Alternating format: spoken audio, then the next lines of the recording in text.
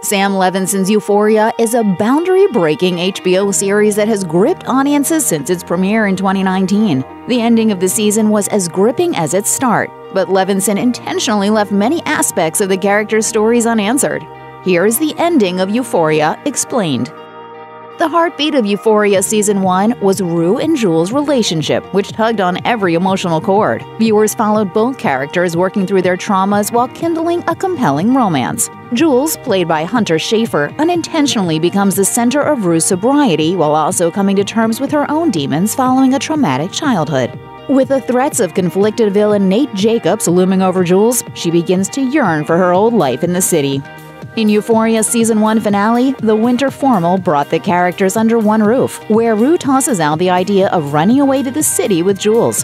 While the pair leave the dance and head to the train station, Rue begins to second-guess her impulsive decision. Ultimately, Rue decides to let Jules go, choosing to stay behind and leaving viewers questioning if this is the end for the duo.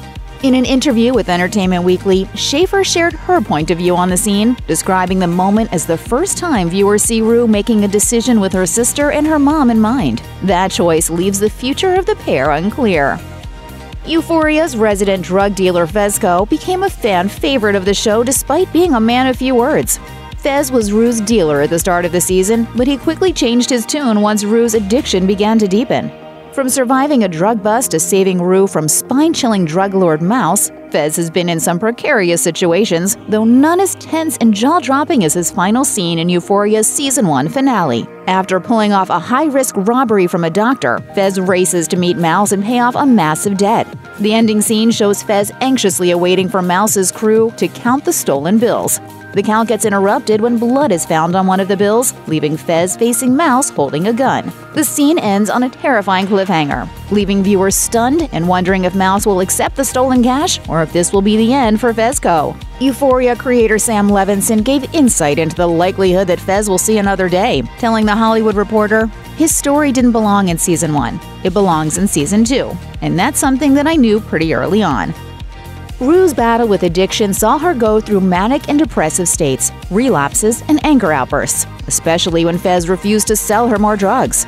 Euphoria's heartbreaking portrayal of addiction saw Rue choose sobriety, even if it was to keep Jules in her life. But with the weight of her father's death on her shoulders, combined with anxiety and possible bipolar depression, Rue ultimately relapses one more time after she lets Jules leave without her at the train station.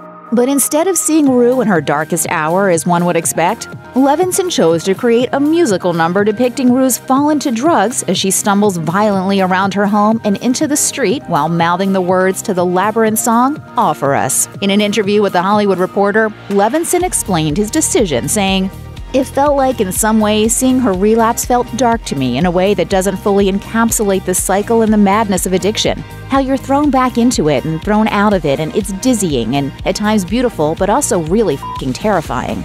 Levinson also said that he saw the scene as an encapsulation of the guilt, temptation, and shame of addiction that all exist inside Rue at the same time, and that it just felt right to score the sequence to that song. Euphoria's Maddie and Nate are the furthest thing from a quintessential high school relationship. Their toxic relationship unfolded throughout the first season, starting with Maddie, who's 17, having sex in the pool with 22-year-old Tyler in front of everyone at a house party. This leads to Nate's abusive behavior coming to light as the on-again, off-again duo begin to unravel when Nate begins to take his aggression out on Maddie.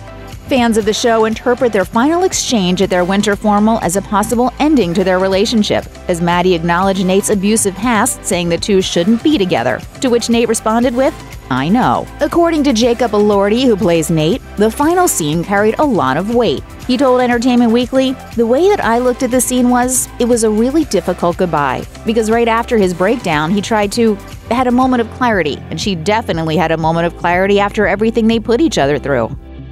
Nate Jacobs' inner turmoil is almost a character in itself, as it seems to inform pretty much all of his violent actions in Euphoria Season 1. Much of this stems from his conflict with his own sexuality, which comes out when he meets Jules, who is a transgender woman. While their interactions were left mostly ambiguous, Nate did catfish Jules as a way to keep her from spilling the truth about his father's sexual history. But he also kisses her, further complicating their relationship.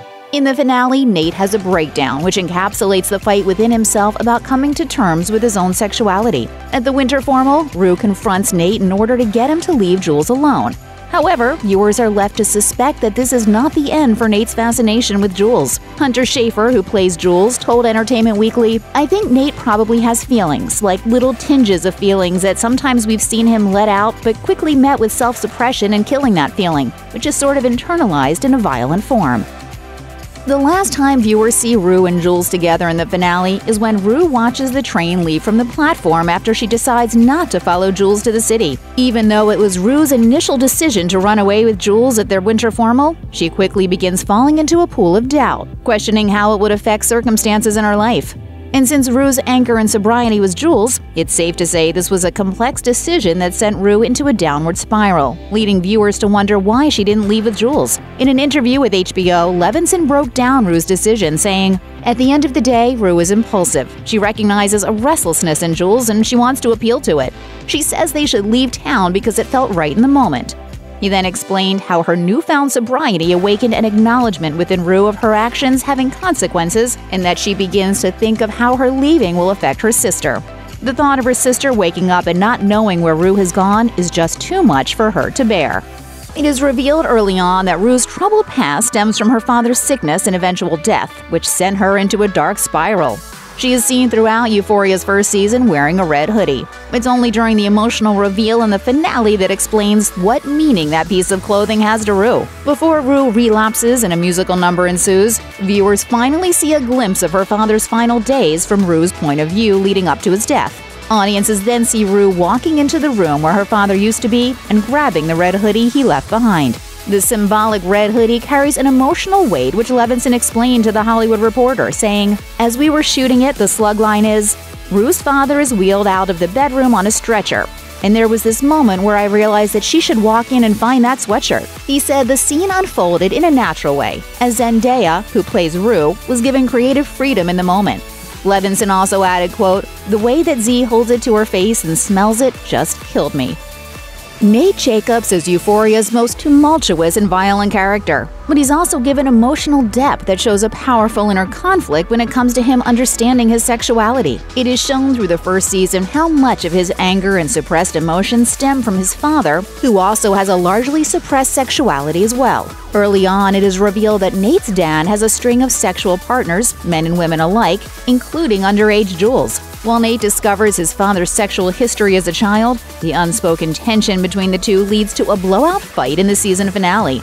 A fight which Elordi said gave him a real-life concussion. Creator Sam Levinson spoke to The Hollywood Reporter about the emotionally charged scene, saying, "After seeing everything we know about the character, to see it all distilled in that one moment says everything it needed to say.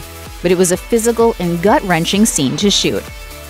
Perhaps the only positive ending the Euphoria Season 1 finale saw was with resident dom Kat, who had a journey from being the virginal overweight friend to fully exploring all parts of her sexuality. Kat began to explore a life online as she became a cam girl with the all-persona Kitty Queen, while also balancing her sexual awakening off-camera as well. While she had a slew of hookups, Ethan became the one with whom she developed a meaningful relationship.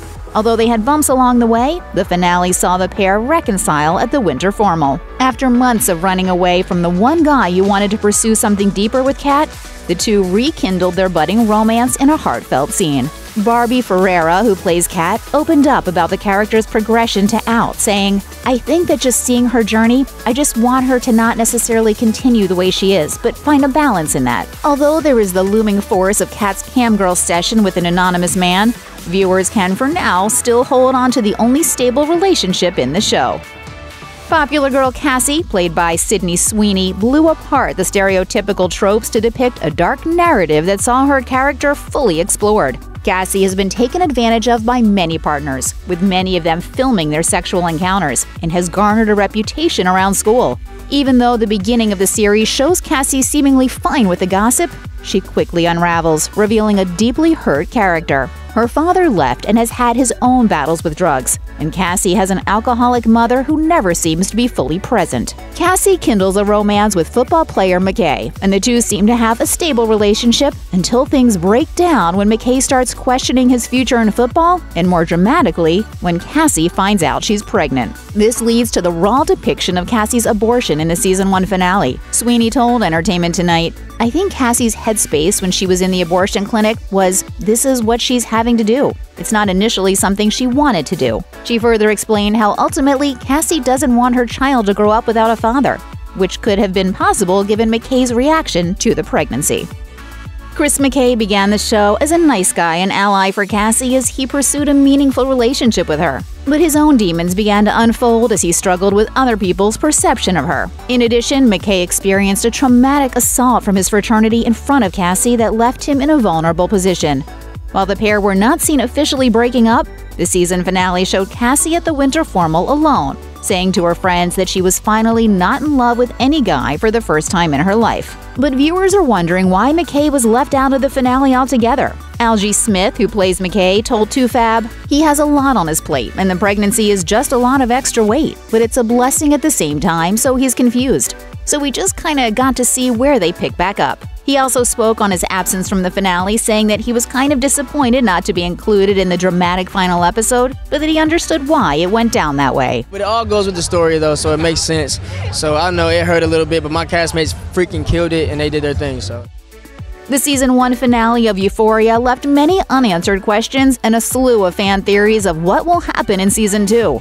From the fate of Rue and Jules to the creepy mystery man behind Kat's camgirl session, loose threads were sprinkled throughout the entirety of the final episode. But one thread in particular is driving fans wild. A scene that shows Maddie, Nate's girlfriend, just finishing watching what is presumably one of Nate's father's DVDs, which contain his filmed sexual encounters. Earlier, Maddie was seen taking a DVD from Nate's bedroom, which viewers are led to believe holds the footage of Jules, who's only 17, and Cal's encounter at the beginning of the season. While it's also possible the footage holds a different encounter, more likely than not, Maddie has stumbled upon incriminating footage. The giant unanswered question is what she will do with the footage, especially since Nate and Maddie have seemingly ended their tumultuous relationship. There's also the question of why Nate held on to the footage in the first place. While this is one of the more nerve-wracking cliffhangers, viewers can be assured whatever will happen with the footage will be answered in Season 2. Check out one of our newest videos right here. Plus, even more list videos about your favorite movies and TV shows are coming soon. Subscribe to our YouTube channel and hit the bell so you don't miss a single one.